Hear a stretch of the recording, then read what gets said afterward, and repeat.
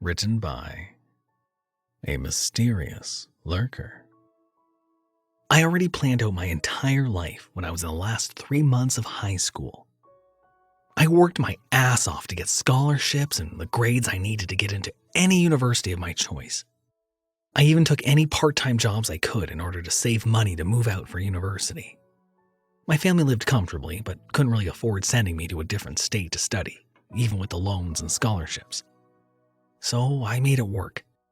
With savings tucked away in my bank account and my plans all set, all I needed to do was graduate. My 3 mortal enemies were doing their best to make that impossible. I always found it stupid I had 3 people on my back at school. It started with a milk-throwing incident in the first few months of high school. The ringleader of the 3, Trevor, thought it would be hilarious to slam down 3 cartons full of milk in the cafeteria, spraying people. Everyone else just made some sounds of disapproval, but I said exactly how I felt. That these 3 were good-for-nothing wastes of air and would end up arrested in a few years. They did not take well to that comment, and for almost 4 years, they showed me just how much they hated me. I tried telling the principal about them, but the system was to punish both parties. I risked getting kicked out of school if the bullying came to light, and I felt my suffering wasn't all that bad. I just held my head high and took whatever came my way. With 3 months left in school, I found myself on the end of my rope.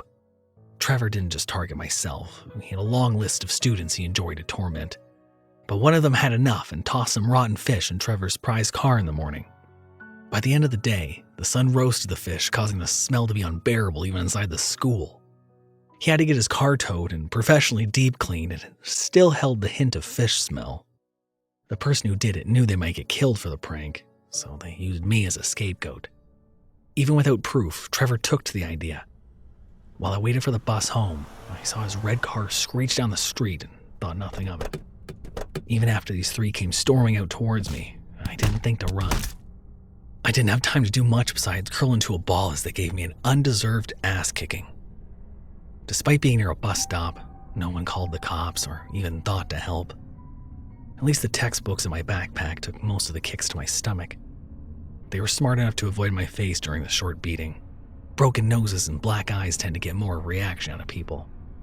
In the end, they left me with a few sore ribs and a lot of bruises on my back and sides because I had curled around my bag. I didn't even get up after I heard them fleeing and car tires screeching away. The pain refused to die down. I stayed on the hard ground trying to collect myself as I repeated I just needed to deal with this for a few more months. I needed to graduate, then get the hell out of this crappy town. I breathed slowly, trying not to hurt my ribs by taking in more air than needed. After a few minutes, I sensed eyes on my back. Fearing one of them stayed behind, I risked a glance upwards to see a stranger looking down on me. Our eyes met, and a lazy half-smile spread across his face. "Do you got a light?" He got down to the ground, resting his arms on his knees. I thought he looked too old to be sitting on his heels like that.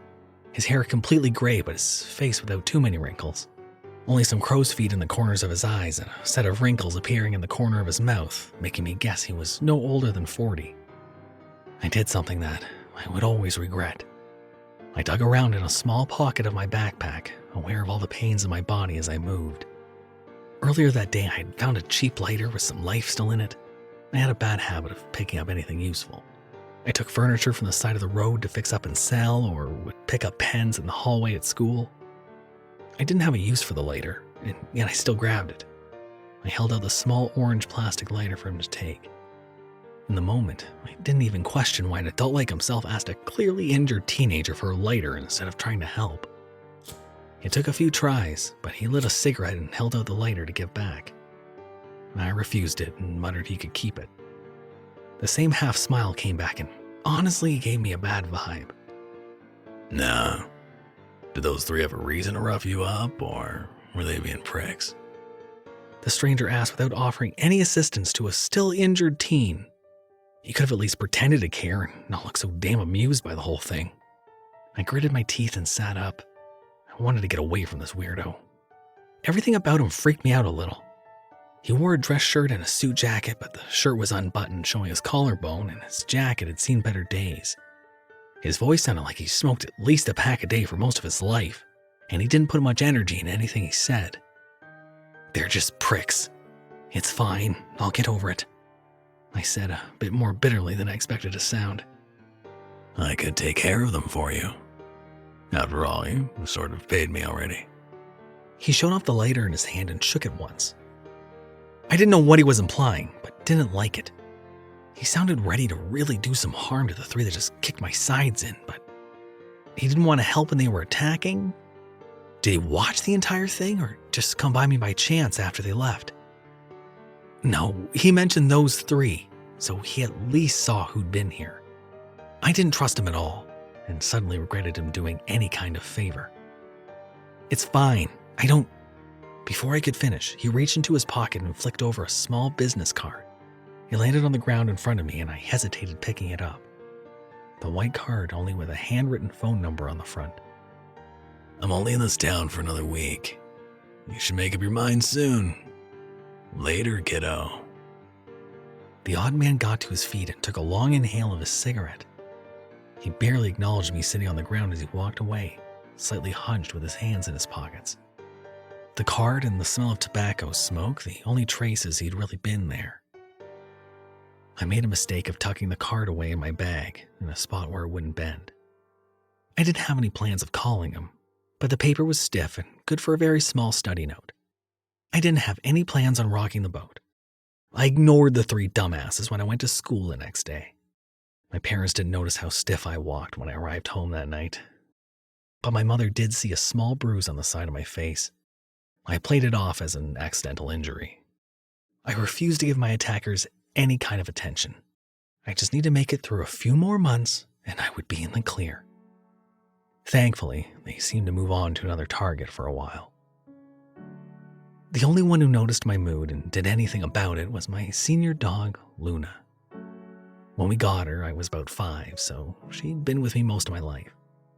She was also the only thing I didn't really have a plan for. I couldn't let her stay home when I went to university, and the dorms didn't allow pets. I wrote an email asking if I could bring her along for part of the first year. I loved her more than anything else in my life, and sadly, she was sick. I doubted she would last more than a few months. Due to her age and illness, the school was considering letting her stay until she passed of natural causes, knowing it may happen soon. I made it through a full month before the worst happened. Dealing with a beatdown or harassment at school was easy. But those three bastards did something I could never forgive them for, and gave me a reason to call the strange man I met at the bus stop a few weeks before. With only 2 more months left of school, I stayed up late with Luna at my side. I often wondered if she felt any pain in those last days, but never showed any signs of it. I reached down to pet her golden fur, and she made me aware she wanted to go outside to do her business. Lately, she wanted to go outside pretty often, and needed to do so a few times a night. Knowing I would be awake for a few more hours, I went with her and helped her go down the stairs. She didn't have any issues running for a few minutes if she wanted, but the stairs slowed her down. I opened the back door to let her out and started making something to eat. I wanted to be awake so I could study for the night. I didn't see Luna in the dark backyard, but that was normal. Just as I finished up making my sandwich, I heard a terrible sound coming from the front of the house. A sound I'll never forget and will always haunt the back of my mind. Luna should have been in the backyard. I shouldn't have assumed the yelp before the sounds of tires screeching away was her, but I spent most of my life with her. I knew what she sounded like. I dropped whatever was in my hand and ran as fast as I could out front, and just in time to see a red car turning the corner at the end of the street. My entire body turned to ice, and my stomach flipped seeing her small shape in the middle of the road. I wasn't even aware I screamed when I ran to her, waking some of the neighbors. It's not important going into the details about that night. We made her as comfortable as possible and said goodbye at the emergency vet office. Pieces of headlight the only thing left behind from the car that hit her. We figured the lock on the back gate rusted loose, letting Luna get into the street that way. Luna liked the new kids across the street, and I caught her on their lawn once before. I put a rock against the gate, thinking it might keep it shut. My father must have moved the rock the last time he opened the door and never replaced it. I didn't blame him or the rusted gate lock. I only blame the owner of the red car. I took 2 days off school. My parents wanted me to take more time off, but I needed to finish those last few months. I stayed silent, walking around in a haze, just trying to stay focused in class. The first day back, I walked into the student parking lot and froze. Those 3 pricks were leaning against Trevor's car and smoking and carrying on. His red car with a broken headlight. I blacked out for a few minutes, my body moving on its own. I dropped my backpack and went over to them and just went feral on Trevor. I got him to the ground and gave him a bloody nose as his 2 friends, Ben and Thompson, just stood shocked. A teacher saw the one-sided fight and pulled me away. Trevor gave those 2 an earful about not helping. By some miracle, we all didn't get dragged into the office or parents called. They just packed up and booked it out of there, leaving the teacher unsure of what to do. He didn't have the victims, and he didn't want to deal with all the drama calling my parents would bring. I'm fairly certain if those 3 had stayed, they would have needed to explain why I exploded on them. That would bring to light so much of their past harassment and the accusation of them being involved in a hit and run. I doubted they wanted to graduate, but if Trevor's father found out about the cause of the broken headlight, he would be pissed. I heard he already paid to fix a lot on the car after those 3 got drunk and went to smash mailboxes earlier in the year. I got sent home with a warning and some very sore knuckles, though it didn't feel like enough. I wanted to kill them. They took away the one I loved the most in the world, and so far they hadn't received any punishment. I needed to do something and fast. We filed a police report, and I called to tell them about the broken headlight on Trevor's car, with the police just saying they would look into it. That wasn't good enough. Even if they did find out Trevor was the one who killed Luna, then what? He might only do some community service. No, more needed to be done. I sat in my room, ignoring my parents requesting me to come down for dinner, trying to think of what to do. Luna's bed sat empty and it tore at my heart. My study books still scattered on my desk from that night. I couldn't bring myself to touch them. Looking them over, the small card caught my attention. I did end up using it for a study card, but the phone number was still on the back. The idea felt crazy. I wasn't really going to call that weirdo for help, was I? The memory of Luna's yelp came back, and I made up my mind. I didn't care about the risks or the cost.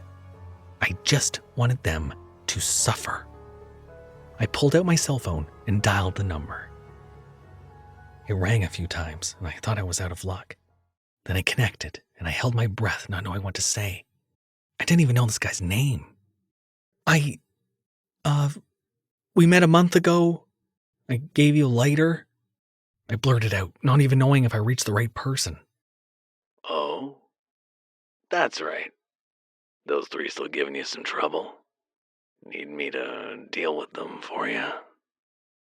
I hesitated, wondering how much to tell him. In the end, I didn't say much. If he was willing to do this job, then he didn't need to know the reason. Yes, please do something about them. How do we go about this? I asked. He stayed silent on the other end of the phone, and I could almost hear that creepy, lazy smile. I heard a faint sound I realized to be a lighter, and a few more seconds of silence before he told me when and where to meet him. This whole thing was simply crazy and dangerous. I agreed to meet a strange man at night just because I wanted revenge. Grief makes people do some very careless things. The stranger arrived first.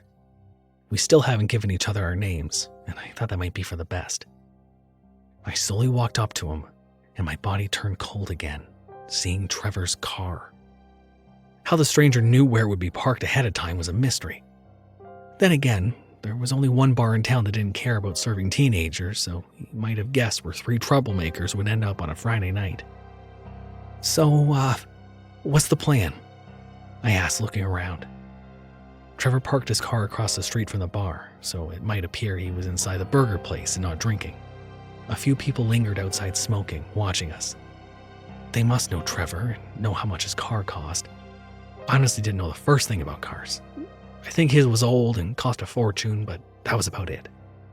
A car is a car to me. My hired help was dressed in the same thing I met him in, an open, slightly wrinkled suit jacket, the dress shirt with 2 buttons undone. I glanced down and noticed he wasn't wearing any shoes, not even sandals. It was warm enough to go without, but the street was dirty and littered with glass. I started to think I made a very big mistake calling him for help.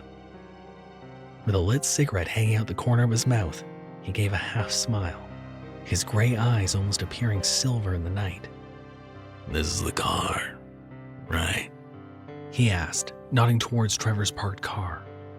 He replaced the headlight, but I knew it was his. When I nodded, I didn't have enough time to stop the man before he lifted a bare foot up and kicked off the car's mirror. My legs turned to jelly as I watched him do more damage to the car. He dented the driver's side door, smashed the headlight, and tore off the license plate by the time Trevor and his 2 goons came out of the bar, stumbling along and screaming. Make them follow us, the man said, and took my wrist, forcing me to run with him down the street. I couldn't keep up. He dragged me along painfully, and I heard Trevor get into his car to chase us down. We wouldn't be able to get away from them, and that wasn't his plan. After a few blocks, he found an empty street near a park entrance and let go of my wrist. I tripped, falling painfully to the ground. I sat up in time to see the strange man go into the middle of the empty road to stare down the oncoming red car. I don't know if Trevor was drunk, pissed off, or a mixture of the two, but he did something I didn't expect. He put his foot down on the gas and hit the man in the middle of the road, his body flipping off the hood, cracking the windshield, and then landing twisted with a loud crack. I nearly got sick from the sound. Trevor wasn't able to control the car, causing him to swerve off the road, hitting a light post. The sound of the impact echoed through the street and slammed into my chest. I started to dry heave, panic and stress shaking my body. I didn't want anyone to die, right? This was all far too much, and the nightmare just kept going. I needed to help them, so I got up to head towards the car, thinking it was far too late for the man on the road. I stopped a few feet from the car and saw a shape twisted on the ground by the street post. I did puke then, realizing what happened. Either Ben or Thompson didn't wear their seatbelt and got tossed from the car on impact. Trevor somehow was moving in the driver's seat. My body refused to move after dumping my dinner on the road. All this was far too much to handle. 2 left. I was hoping for more fun, I didn't think it was possible to be even more terrified than how I felt seeing the car wreck. The sound of the deep voice behind me was enough to give me a heart attack. I sank to my knees, looking to see the man I called standing up, looking perfectly fine. He cracked his neck, and the smile on his face caused my breath to stop dead in my lungs.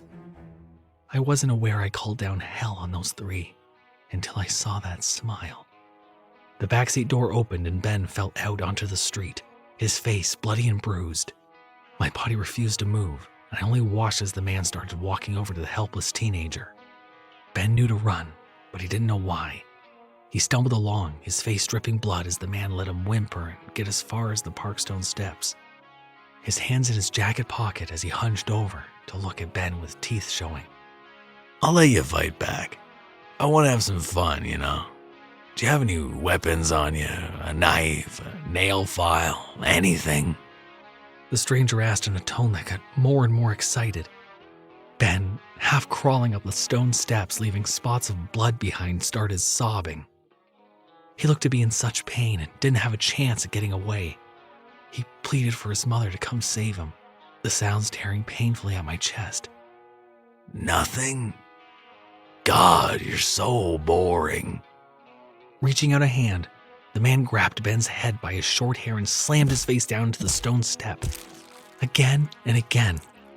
I jumped at each crack of bone smashing on the cement, my body shaking and my mind going numb from the sight. This shouldn't be possible. None of this was right. A person shouldn't be that strong to so easily be able to turn a person's face to mush, and he shouldn't be able to get up and walk around after getting hit by a car. A new sound made us all jump. Trevor got out of the car, his eyes hazy and a gun in his hand. I didn't know where he got a gun from, but I was almost glad to see it. He fired again, the bullet tearing through the face of the one who killed his friend as he turned to face the weapon. Another bullet missed, but the first one nearly tore one side of the man's jaw off, making his smile appear even more gruesome. That's it. Show me something fun. He shouted through a mouth of gore, causing his words to slur a little with a crazed look in his eyes. The sight made Trevor lose it. He fired wildly and emptied his gun in under a minute. One bullet nearly hit my face, but the odd man moved as fast as lightning to take the hit in the shoulder, shielding my body with his own. I didn't understand why he cared about my life. How could a monster like him kill a person with his bare hands and defend another? He stood up, his face slowly mending itself. I honestly thought I made a deal with the devil in that moment. I croaked out a half word, trying to fight through the fear and beg the man not to kill Trevor. This had gone far enough. My mind couldn't take seeing another death. My voice failed me. Even if it didn't, I doubted anything I said or did would change the outcome at that point. Trevor's gun failed him. He either ran out of bullets or it jammed. He turned on his heel, attempting to run for it, his legs shaking and uneven. The man in the wrinkled suit jacket following a few steps behind. I thought I heard humming coming from him for a second. Trevor tripped and screamed. His mind and body shut down the same way mine did. The man gave him a chance to fight back. He stood over the crying teenager waiting to see what he would do.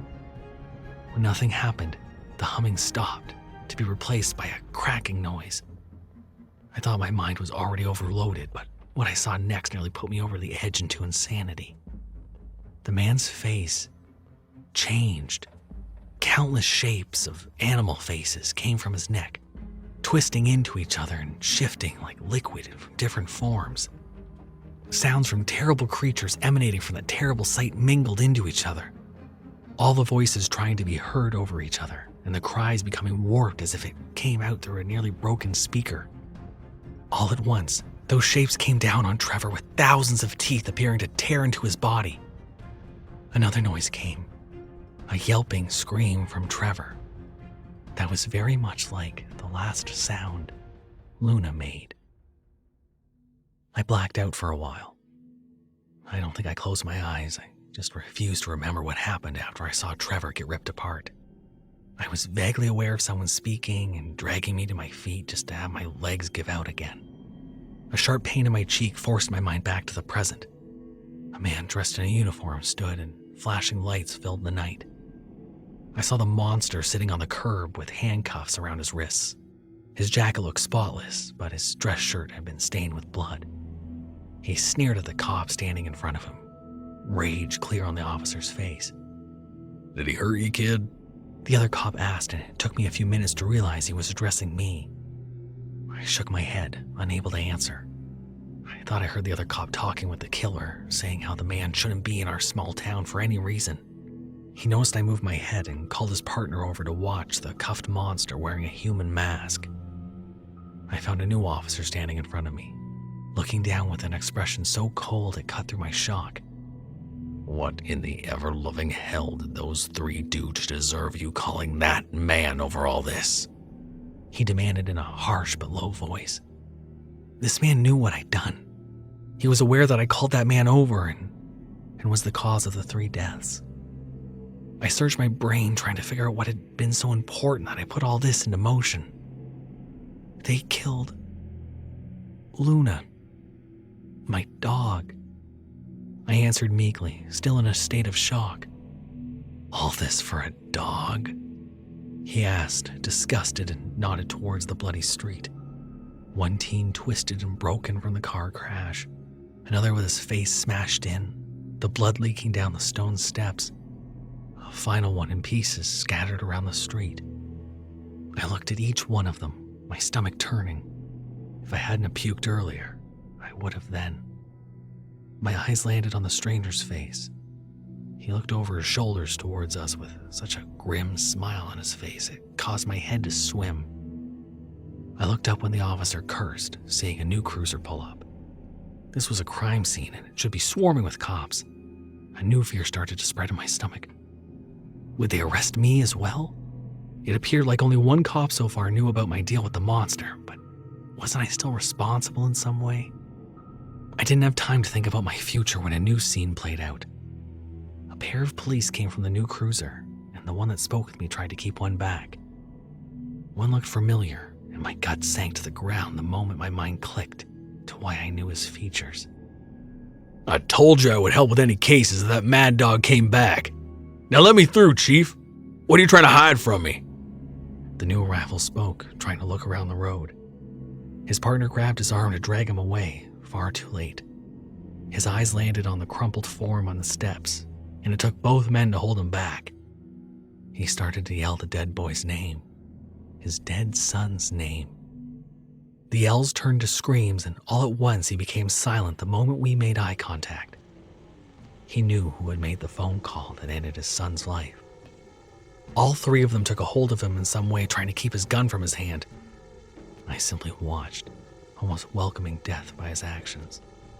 It felt fair if he shot me that night. While all the police fought to keep one in line, no one kept watch on the one who killed the 3 teens that night. He stood up, stretched, and walked over to the group in no hurry. He kept his arms cuffed behind his back, even though we all knew breaking the metal would be easy for him.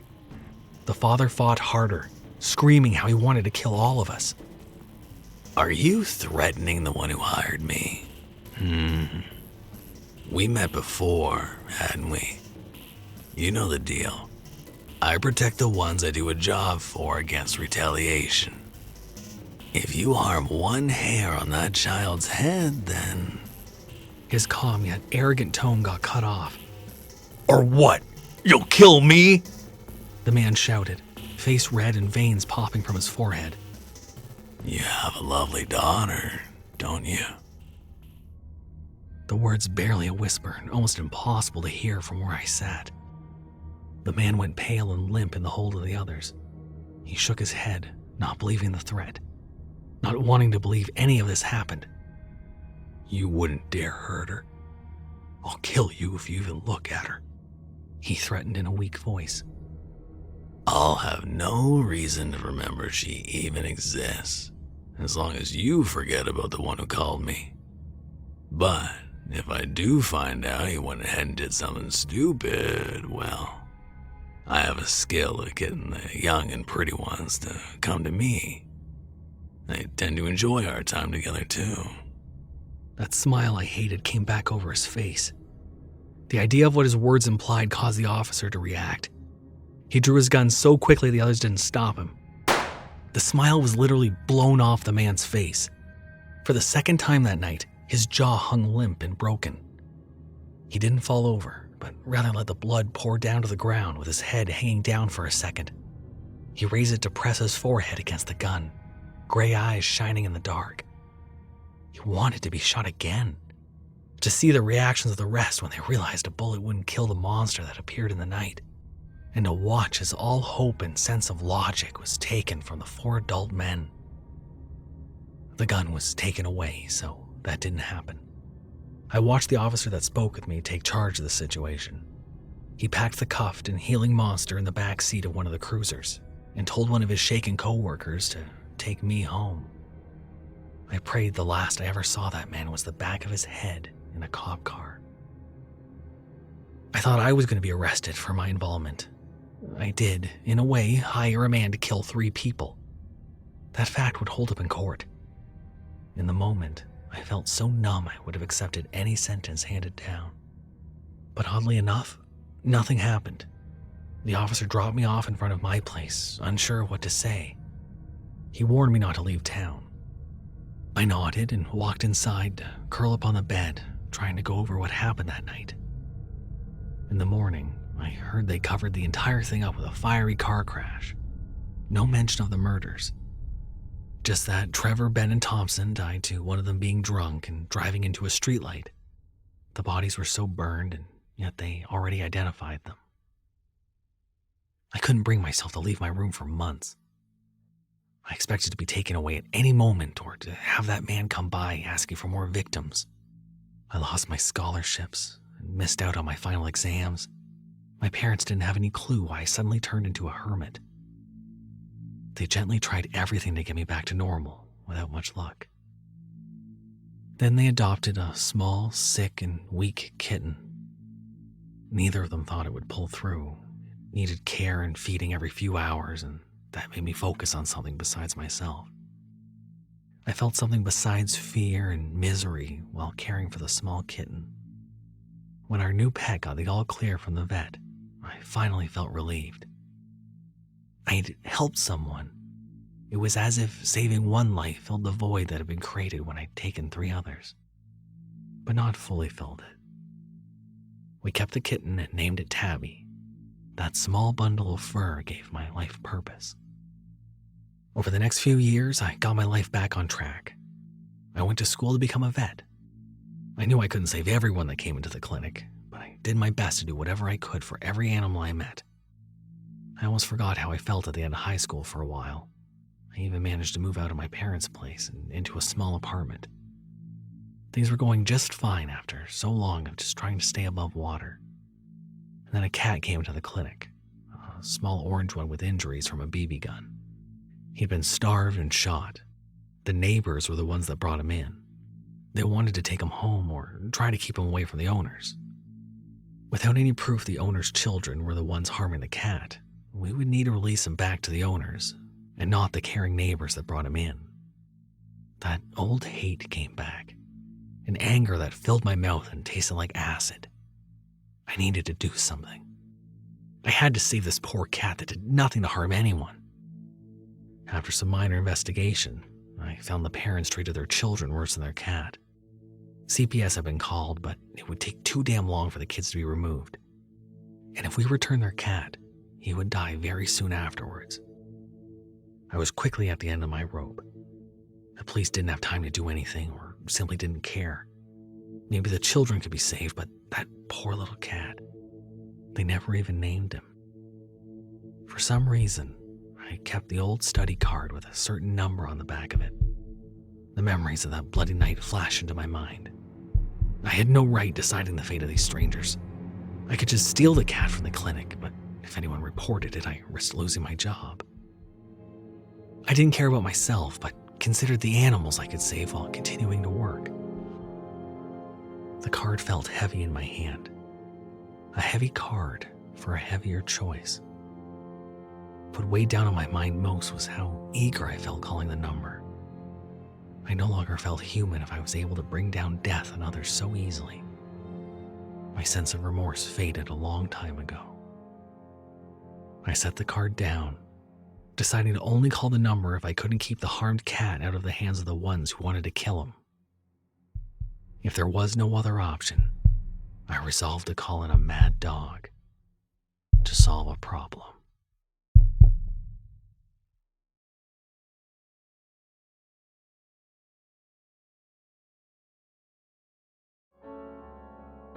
Thank you for listening. You can handle the horror story, right?